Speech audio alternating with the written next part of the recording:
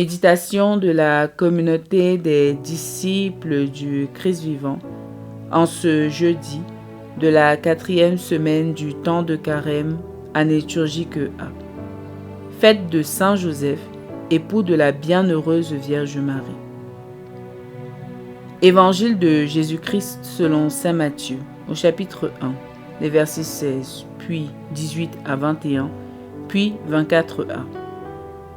Jacob engendra Joseph, l'époux de Marie, de laquelle fut engendré Jésus, que l'on appelle Christ.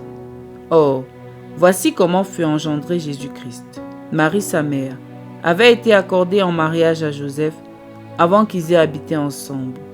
Elle fut enceinte par l'action de l'Esprit Saint.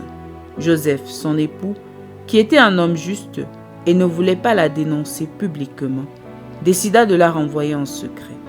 Comme il avait formé ce projet, voici que l'ange du Seigneur lui apparut en songe et lui dit : « Joseph, fils de David, ne crains pas de prendre chez toi Marie ton épouse, puisque l'enfant qui est engendré en elle vient de l'Esprit Saint.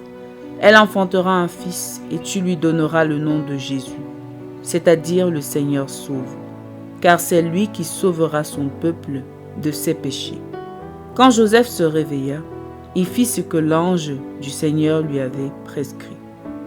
Acclamons la parole de Dieu. Méditation. Le Christ est entré dans le sein de la Vierge Marie de façon unique par le fait de l'Esprit Saint.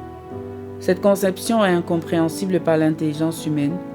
Aussi, le fait que Marie ait conçu alors qu'elle était déjà fiancée à Joseph est perçu comme une abomination inacceptable ni par la société ni par Joseph.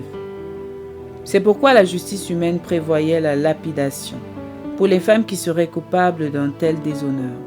Mais Joseph, qui aime Marie de tout son cœur, renonce à la livrer à la vengeance des hommes. Il veut la répudier en secret pour sauver sa vie et protéger sa réputation. Frères et sœurs bien-aimés, il y a des moments et des événements dans notre vie que nous ne comprenons pas ou qui nous choquent et nous incitent à la révolte, la rancune et la vengeance.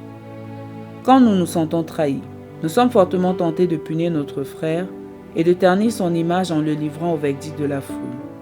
Pourtant, il nous faut reconnaître que le seul vrai juge, c'est Dieu, et le laisser gérer les situations embarrassantes de notre vie.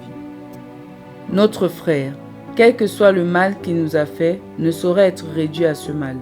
Sa vie est précieuse et son honneur aussi, et nous devons les préserver. Le monde nous offre aujourd'hui un spectacle particulièrement désolant. Nous voyons une forte tendance à publier le mal à travers les réseaux sociaux et tous les autres canaux. Pourtant, on ne doit pas faire la publicité du mal, mais seulement du bien. En ceci, Saint Joseph, époux de la Vierge Marie, est un modèle pour nous.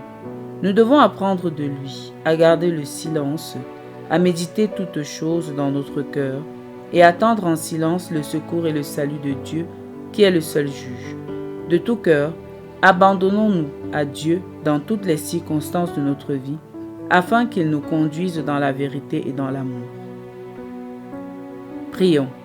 Dieu notre Père, dans ton dessein d'amour, tu as envoyé ton Fils, né de la Vierge Marie, pour nous sauver et faire de nous tes enfants d'adoption.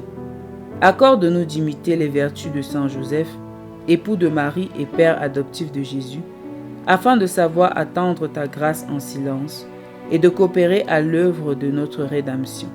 Par Jésus, le Christ, notre Seigneur. Intercession.